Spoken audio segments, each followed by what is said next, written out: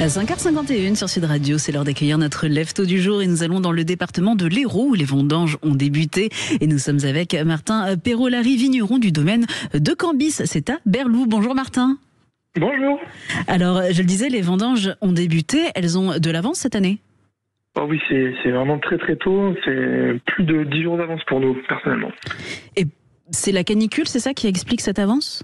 Exactement, en fait, pendant la Fayette Béziers, là, il a fait tellement chaud à ce moment-là qu'on a vu toutes les baies mûrir à vitesse vraiment grand V et même se perdre des volumes incroyables. Donc il a fallu rentrer les raisins avant de tout perdre, en fait, tout simplement. Ah oui, vous avez des pertes à cause de la chaleur.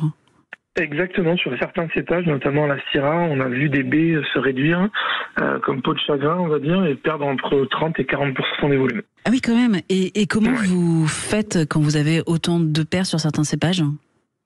Alors heureusement, on n'a pas tous nos œufs dans le même panier, donc on a des cépages qui résistent beaucoup mieux.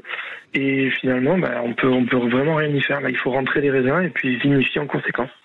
Et là, ça va durer jusqu'à quand les vendanges?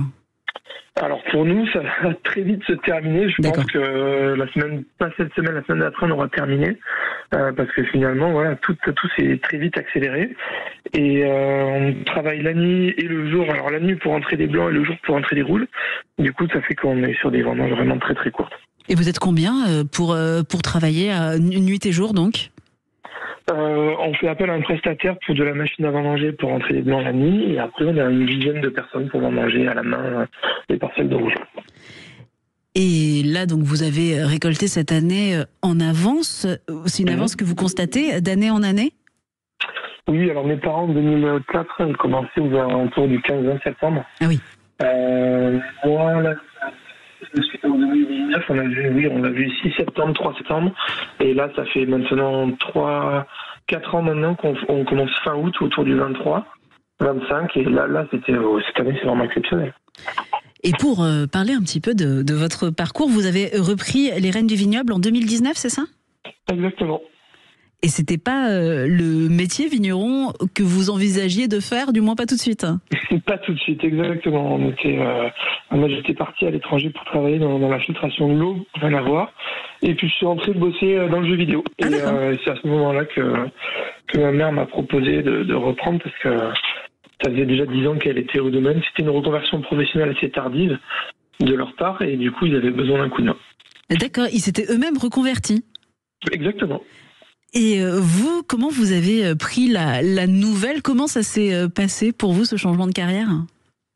C'est assez radical, passer d'un bureau en jeu vidéo à la vigne. C'est vrai que j'avais 25 ans à l'époque.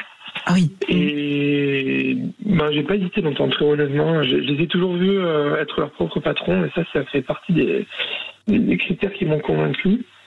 Et après, le produit, je veux dire, le vin, c'est vraiment quelque chose d'assez incroyable parce que vous pouvez maîtriser de la plantation jusqu'au produit fini.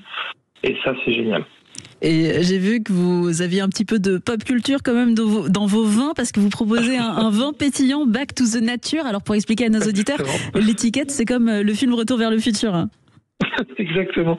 Ouais, en fait, vous êtes au fait de la baisse de consommation de vin rouge en France et même mondialement. Et puis, il faut savoir se réinventer. Et l'agriculture, on sait que c'est toujours plus long pour changer parce que déjà, on fait qu'une seule récolte par an finalement. Et il faut réussir à proposer des choses nouvelles, plus légères en alcool et qui peuvent aussi attirer les jeunes. Là, le but, c'était vraiment un produit destiné aux plus jeunes générations, donc pétillant, faible en alcool, beaucoup de fruits, pour leur donner envie de boire du vin. Donc un esprit jeune que vous mettez dans votre production. On essaye. Merci beaucoup Martin Perolari, vous êtes vigneron, on le rappelle, au domaine de Cambis, c'est à Berlou dans l'Hérault. On vous souhaite une très bonne journée et de très bonnes vendanges.